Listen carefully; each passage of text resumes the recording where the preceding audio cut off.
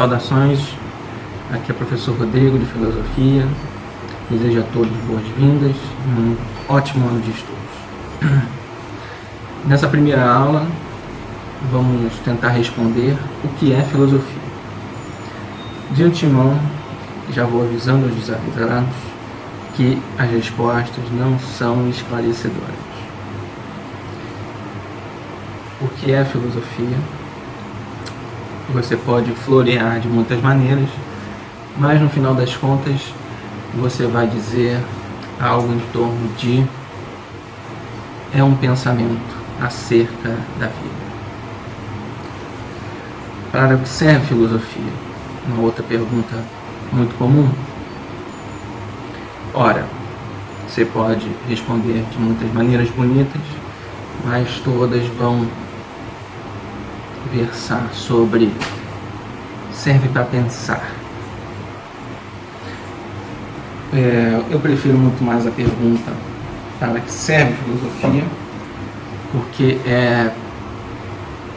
geralmente as respostas não terminam em ponto final, geralmente elas terminam em reticências. Bom, a filosofia, de uma maneira mais dura de ser compreendida, vai englobar 3 grandes períodos. Uma visão mais macro, você vai ter 3 grandes períodos. O período da filosofia antiga, que vai desde o Homo sapiens até o Renascimento, em algum lugar do século XV. A filosofia moderna, que vai desse século XV até o ano de 1789, e o período contemporâneo, que vai desse 1889 até hoje, ou até a data que você estiver assistindo esse vídeo.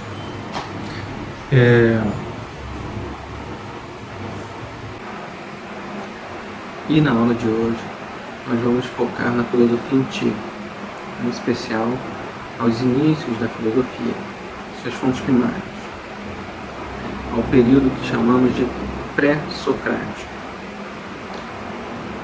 Isso porque tínhamos um contexto onde as ciências, as artes, a cultura de uma maneira geral, era guiada por dogmas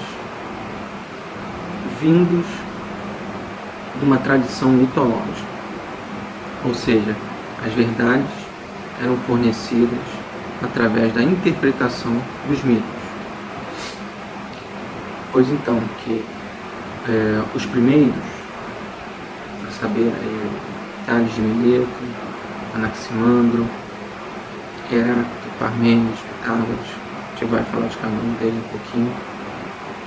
Eles tinham como meta, objetivo, fugir das limitações que a interpretação sobre os mitos proporcionava como explicação do real, da natureza, do cosmos, da vida, de tudo.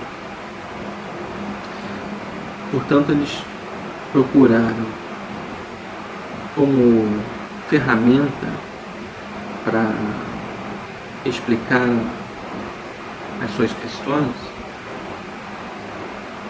conceitos, razões,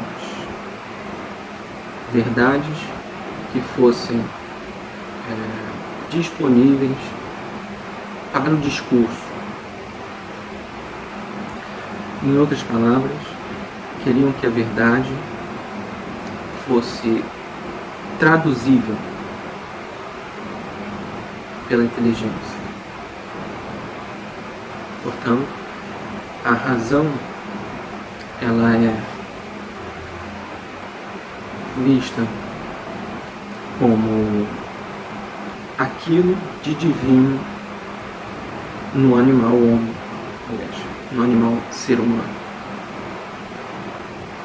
E dentre as fontes da filosofia, nós tivemos na cidade de Mileto aquele que é considerado o primeiro a fazer filosofia, Tales. Tales tem uma abordagem da natureza a fim de descobrir, desvendar o que seria a grande causa das coisas. E, para tanto, ele utiliza um elemento próprio da natureza para explicá-lo.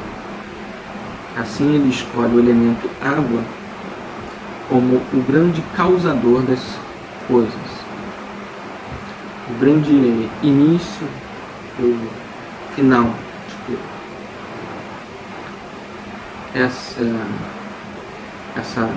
Essa maneira de interpretar, de compreender a natureza, o seu desenvolvimento, ele tem como motivo que é a própria natureza quem se explica. Logo, é dela mesmo que a gente deve buscar a sua essência. E em outro momento da história, tivemos com Pitágoras mais um grande nome para o desenvolvimento da filosofia. Seu pensamento ele tem, em geral, 3 grandes pilares: o pensamento religioso, um pensamento ético, moral e suas teses matemáticas. E a partir desses pilares ele vai construir como que um tratado acerca da natureza, da vida e das demais coisas.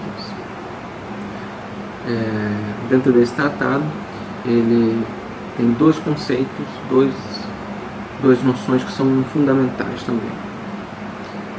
O conceito de número e o conceito de harmonia.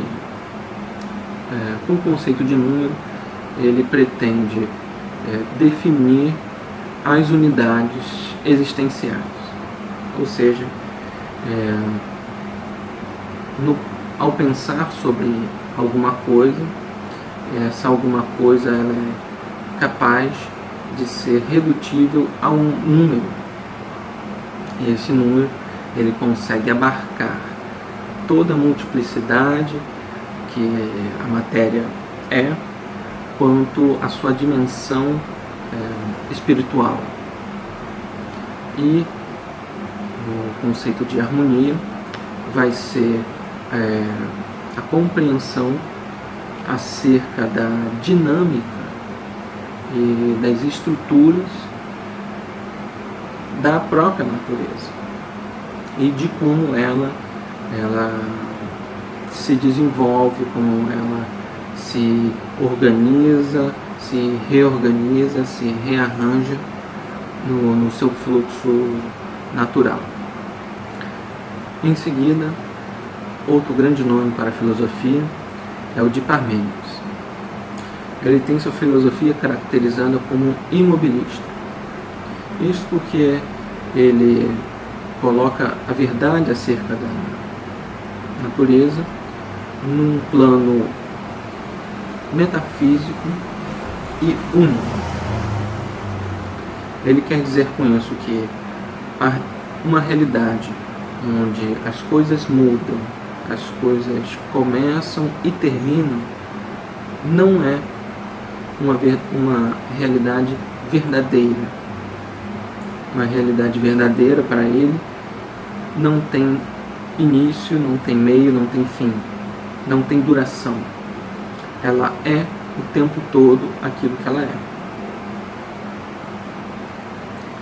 E por último, mas não menos importante, temos Heráclito. Heráclito vai destoar dos demais por justamente destacar em sua compreensão filosófica da vida a dinâmica da natureza em si. Heráclito busca uma lei universal da natureza, mas essa lei ela tem que respeitar como a natureza se mostra em si mesma. Isso é como um jogo ininterrupto entre forças. Esse jogo, ele ao mesmo tempo causa ações, causa eventos, causa vida, ao mesmo tempo em que põe fim a vidas, a ações.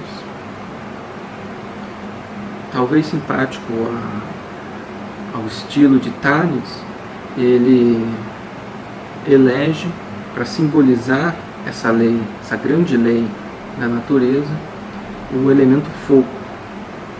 Isso porque o fogo simbolizaria tanto o calor que agita, que anima as coisas a se unirem, a avançarem, a se desenvolverem, e ao mesmo tempo simboliza o consumo da vida, o fim das ações. Ao final dessa exposição, a gente tem a delimitação do nascedouro da filosofia como demonstrações de que a racionalidade humana quer dar contornos mais precisos para a explicação da natureza. Talvez seja esse a grande pergunta que cabe à filosofia nesse início. O que é a realidade? O que é a vida?